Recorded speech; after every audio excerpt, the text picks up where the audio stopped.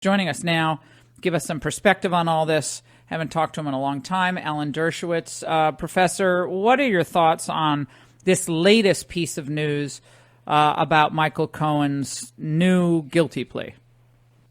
Well, I think first it shows that Mueller has found almost no crimes that existed before he was appointed special counsel, which was his job, to see if there were any crimes that were committed before he was appointed. Many of the crimes that he has indicted people for are crimes that he and his legal team created, namely false statement crimes, crimes that were the result of perjury traps, or crimes that were the result of decisions made by the subjects to say things that may have turned out not to be true. And that really shows how dangerous it is to have special counsel. As a result of special counsel, more crimes are committed, and very little information was found about crimes relating to the object of the special counsel appointment, namely collusion with the Russians or even obstruction of justice. That's number one. Number two, the witnesses seem to be getting weaker and weaker by the day, because he's using witnesses that are admitting that they have lied. Obviously, the most dramatic of those cases was Manafort, who was no longer going to be used as a witness, but even Cohen. He gets him to be a witness after Cohen pleads guilty to lying. Those are not the strongest witnesses in the world. And third, it sounds like we're not going to see a report issued immediately, because obviously Cohen is going to be debriefed, probably has been already debriefed. I think he's probably being used to fill some gaps that Manafort left open, and that others have left open, Corsi and others.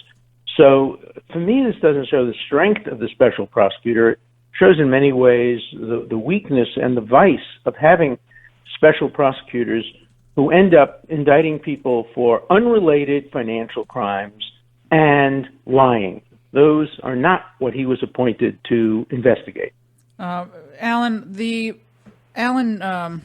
Schiff's comments, of course, Congressman from California, Democrat, he's reacting to the responses to the Mueller questions from Trump, written responses, and he said they're not adequate.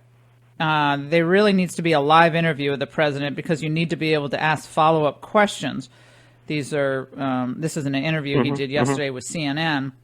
In terms of whether the president was aware of the Trump Tower meeting, there is important, relevant information that we were not allowed to get previously, he told CNN. And he's talking about some documents about, I guess a blocked call that Donnie Jr. made after the meeting or before. I mean, what do we make of that? Is this just grandstanding by Schiff? Does he have any legitimate point here?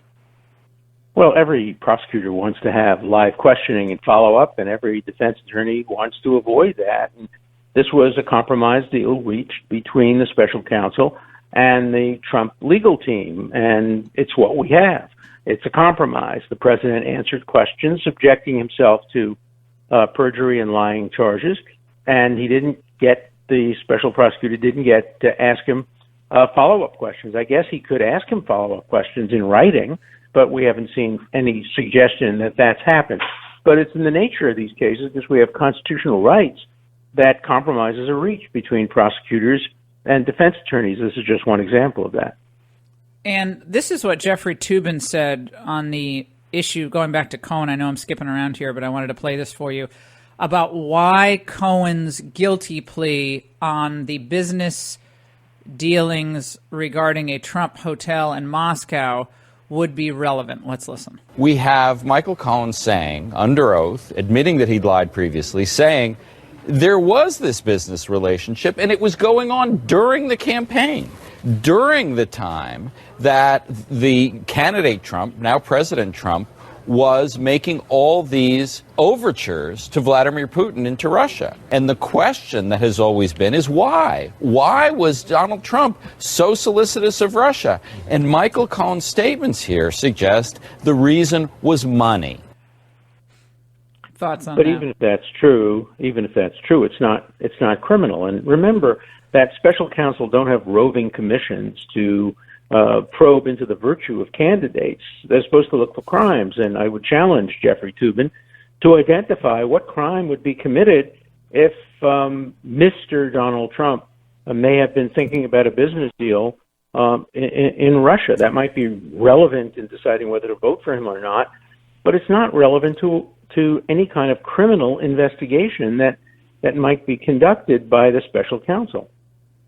Well, again, these unaccountable special counsels who have limitless budgets. I mean, there's really, I guess, technically Matthew Whitaker is now supervising the Mueller investigation, or is he doing? I mean, who's supervising what here now, Alan?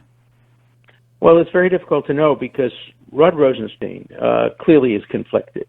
He is the main witness. I mean, if there is if there were ever to be a trial or if there's going to be a rebuttal report issued, the main witness for the defense is Rod Rosenstein. He's the guy who told the president it's okay to fire Comey. That's within his rights under the Constitution. According to Woodward, he actually came up with the idea. How he can be supervising an investigation that includes his own conduct, I've never, ever understood.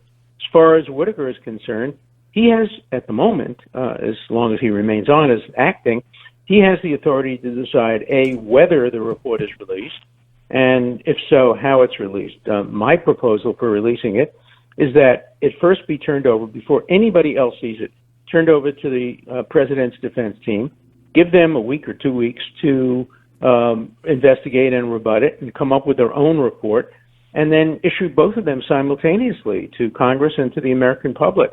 The idea of issuing first a report by the prosecutor and only 2 weeks later a report by the president seems very unfair.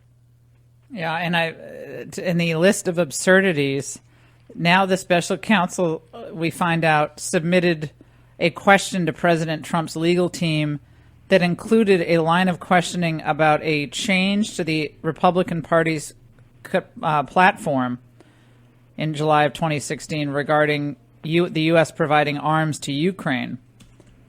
And the platform change took place, during the time that, Manafort worked still for the campaign, was the head of the campaign. Manafort had previously worked for two pro-Russian Ukrainian figures. So again... Well, wow. So we've now discovered that maybe there's lobbying that goes on in terms of trying to get the platform. That's obviously a very common phenomenon. And giving prosecutors the power to start probing platform changes and how political parties operate is quite dangerous to democratic governance. You just don't want prosecutors to be looking into how platforms are designed, as long as there's no bribery or overt criminality. And I don't think anybody's suggesting there's that. Alan, there is a story out which I missed. I missed this deal. Hold on, do we have it? Yeah, we have it. Mark Lamont Hill, who's a commentator on CNN, gave a speech at the UN and said the following. Let's listen.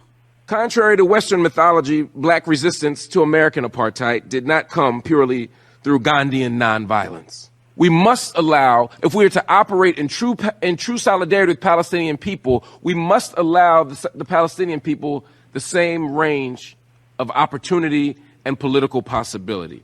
If we are standing in solidarity with Palestinian people, we must recognize the right of an occupied people to defend itself. We must prioritize peace. But we must not romanticize or fetishize it. Well, he went on to say, do we have the next bite, James? Well, I know. He went on to say that basically Israel should be eliminated. When you listen to what he said, that Israel itself as an entity, as a sovereign entity, should be eliminated in its current form. Well, I've debated him on CNN. He is an absolute bigot, anti-Semite, un-American, anti-American. He's just a despicable human being who has now gone beyond the point of acceptability for any network in the United States, because he's advocated the killing of Jews. I mean, he's advocated violence. That's what he's talking about. He says it's okay for the Palestinians to blow up pizza parlors, to blow up buses, to kill mothers and children. And he's also said that the only nation state of the Jewish people should no longer be allowed to survive. He's not critical of the Palestinian Authority, Hamas, Hezbollah, Iran. I mean, he is such a one-sided bigot. It's remarkable to me that any network would have him. It's not a matter of his free speech. They pay him to be a commentator, and there's no way that he should be allowed to be a commentator on any kind of network. I mean, he is the David Duke of the hard left and the anti-Israel groups. Yeah, and I think again, we have CNN doing this long series on anti-Semitism, breaking out all over the world, which is fine, but they have it all wrong. Yeah, like CNN Linda has it all Sarsour. wrong. Linda Sarsour. Right, they have it all wrong. They're only focusing, for the most part, on extreme right-wing anti-Semitism, which is part of its narrative. But the greatest dangers of anti-Semitism today, because they involve the future, are what's going on college campuses from the hard left, including people like the person you just quoted, who's not part of the series. I mean, he should be the poster child for increasing anti-Semitism among college and university students and violence against Jewish students. I know when I go on university campuses now, I need armed guards to protect myself from people like that. Because remember, he's advocating violence against me as an American Zionist who strongly believes in Israel's right to exist as a nation state of the Jewish people. So Again, he's advocating violence against me and against you and against other people who believe in Israel's right to exist and thrive as the nation state of the Jewish people. Yeah, the key line, of course, which is used by anti-Semites around the world, is that the resistance against Israel not only is critical, but it has to be part of Palestine's expansion, quote, from the river to the sea, close quote, which, of course, that means from the river to the sea, that means Israel's gone. Yeah. Okay, so just so you know what we're talking about here. The Jordan River to the Mediterranean Sea. Yeah. That's the euphemism for let's end Israel. And he was prepared to advocate that.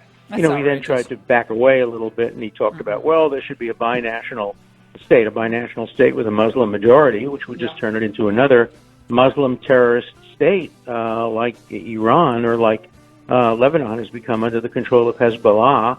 It would immediately end democracy. It would end the rights of gay people and the rights of equality for women.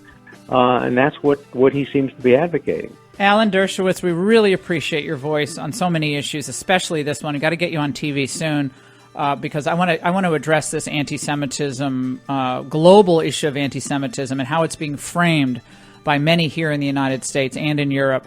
We have to have you on, especially on that topic. We'll take a break. Don't go away.